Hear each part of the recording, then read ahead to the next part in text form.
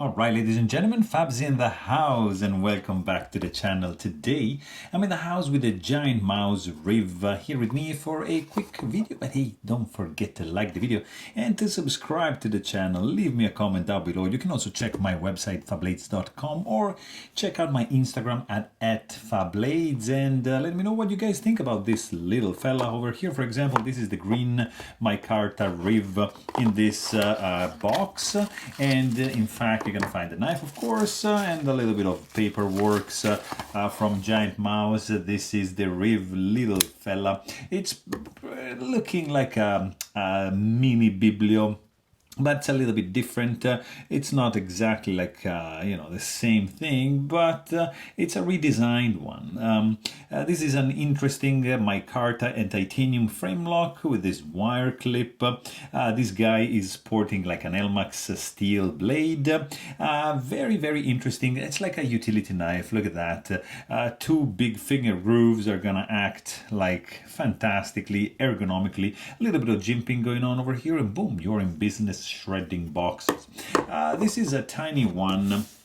In fact, you got pretty much 2 inches, 2.1 inches of cutting edge and 2.5 inch long blade. Overall length is going to be like 5.75 inches and the handle is going to be 3.9 inches overall. So very tiny, super portable, very lightweight, absolutely EDCable knife.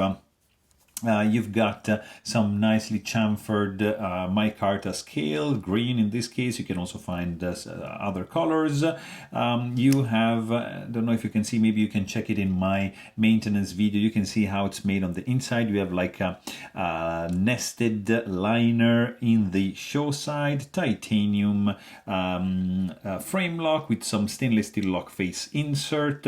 You got jimped flipper tab cut out in the blade. Nicely chamfered, very cool little fella with some tiny back spacer, jimped, and of course lanyard hole option right over there. You can spidey flick this guy.